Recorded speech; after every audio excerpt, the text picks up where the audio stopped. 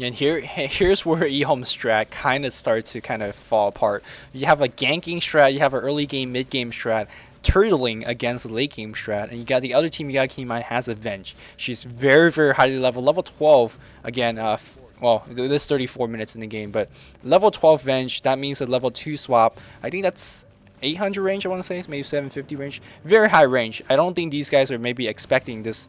In game 1, Ven just totally tore EHome apart because they simply got swapped over and over and over again. That swap range was a little bit ridiculous. And now these guys, again, another smoke trying to find someone.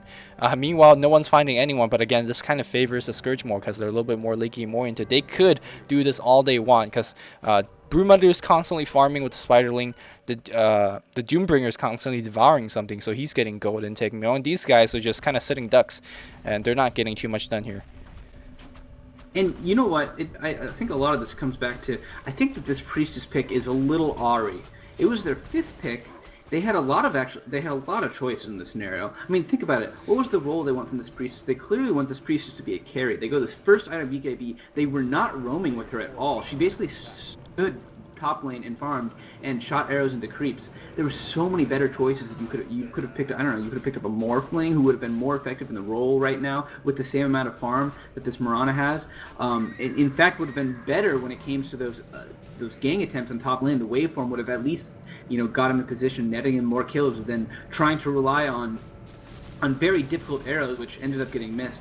I just don't see how the Priestess fits into their strat. Maybe if they had tried to use it in a similar way to LGD, using it in kind of like a somewhat of a roam, but I mean they're giving her like basically hasn't even farmed that well. 93 kills. Let's compare that to the 187 of Weaver. I mean, when you're putting like essentially a tri-lane on top, giving the farm to your Priestess, you expect much more than this. Yeah, I think we might be. I mean, definitely eHome.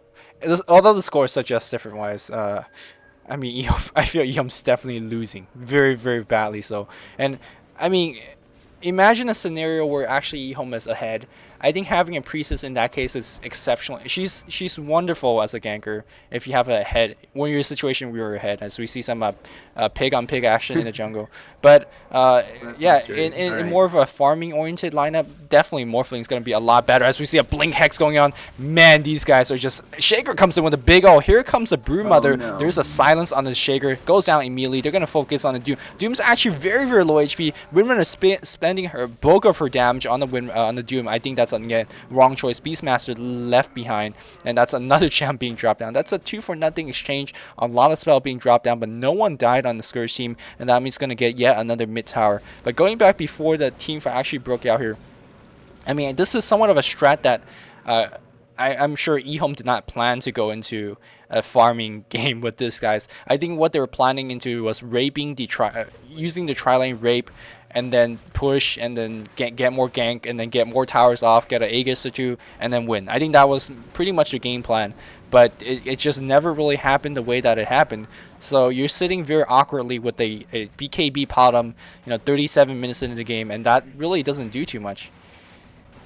But I still, even if things had gone their way, like, I stand by saying that I think a Morphling would have served that same purpose better. Like, I just think waveform would have just been so crucial, gotten in position to, would have actually gotten the kills whenever they got a kill in those scenarios just for positioning. Instead, we saw Priestess just trying to land arrows into Enchantress's creeps. Didn't work out. Everyone's clumped up. Oh, and Earthshaker, though, he goes down in a flash. He just doesn't have enough farm. And they do take out the Lucifer, so the Shiva's Guard is gone. That could be very useful. The BKB is going to wear off from the Arachne, and they might actually pick the Arachne off. Arachne is trying to run away. She is tanked, though. And no, they actually are going to be taking down the...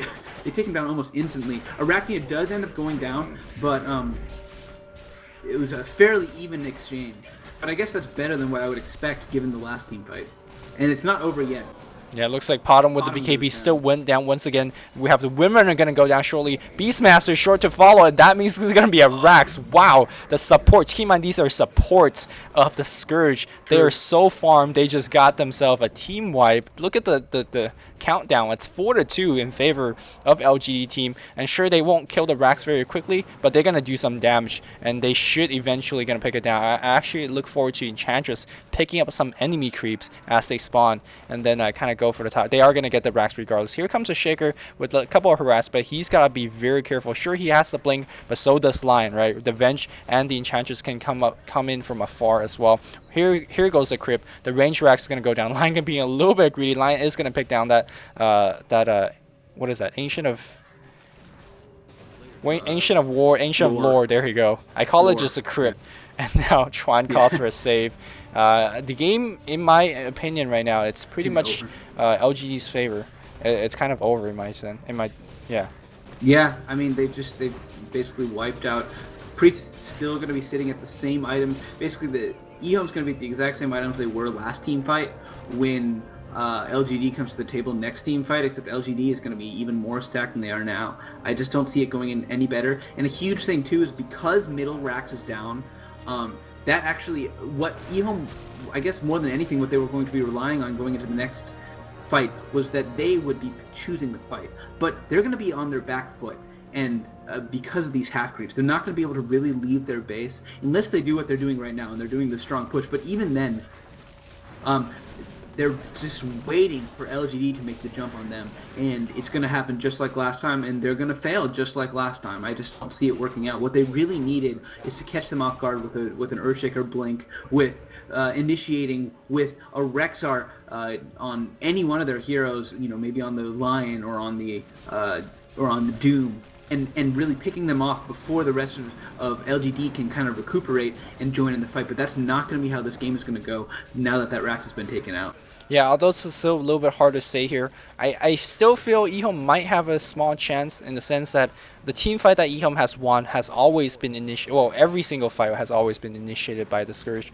But where EHome wins fight, they win the fight when they're defending under tower. Whenever they lose a fight, it's because Beastmaster got caught by a blinking Lion in the jungle or just right now in the mid lane. So it really depends. If the EHome has proper positioning behind the towers, I feel like it's going to be a little bit harder to crack. Of course, right now we have the Scourge team very, very stacked into items. We have a Reaver on the Doombringer. Look at his HP, 2600 max. You gotta keep in mind that we're not counting the regen from the Vanguard, the damage block from the Vanguard, the Shiva's Guard armor, and you gotta keep in mind Scourger also provides regen as well. He is a tough cookie to crack. Is that even a correct saying? Yeah. No, you got it right. Oh man, I feel so proud as a Chinese American. I love hearing you butcher American phrases. So funny. But yeah, I mean, he's gonna be impossible. I mean, I think this last scenario they were like this. He had the same items except minus a Shiva's Guard and minus a Reaver. And yeah, they threw an ulti down. What? Are you gonna focus him down?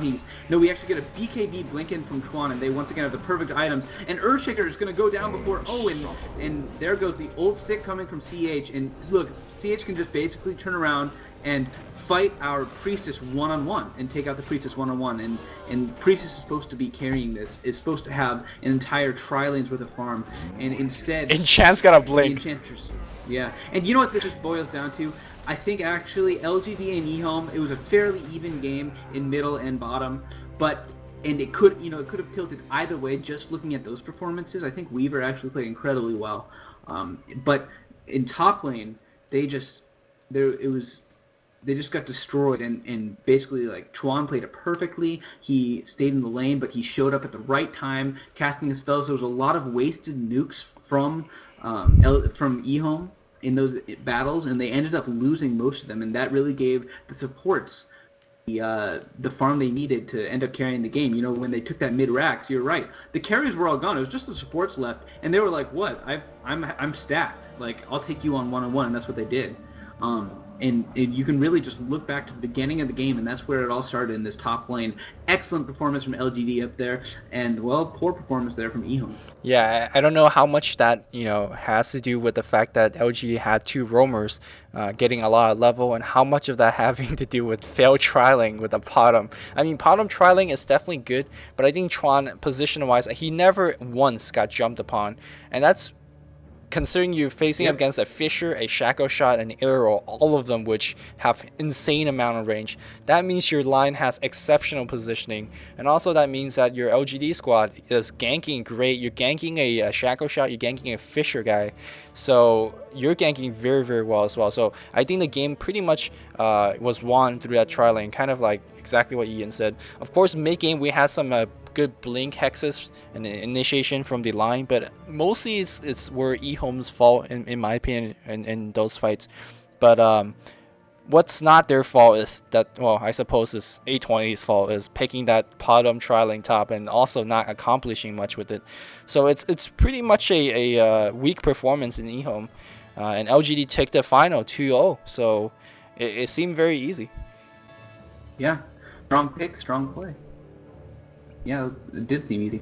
Do you have pretty much anything else to add here, or?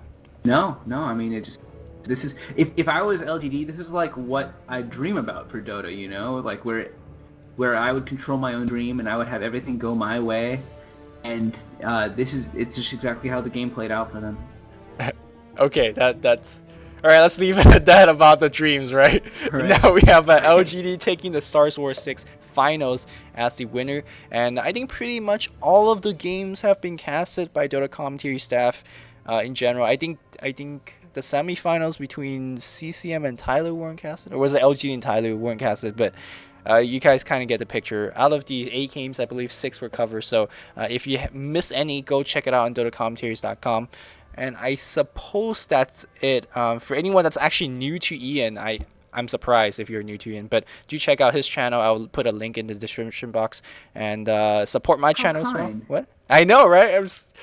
Luminous is so kind. Man, you are so kind. I was like, I remember the other day, like, you subscribed to me on LuminouStudios. I was like, oh shit, I should probably do that. Wait, you still haven't subscribed? What the hell? No, I did. I'm subscribed. Okay. I'm subscribed. Don't worry. It's okay. Just Ian and Lumi stroking each other's EP-ness right now, so MP. Exactly. One more subscriber. Although you probably surpassed me already on your new. If guys, if you are watching this video and you haven't, I know there are people who have subscribed to his old channel, but you gotta resubscribe to his new channel. You're watching. Dota Weekly Show, man, every Wednesday. Yay.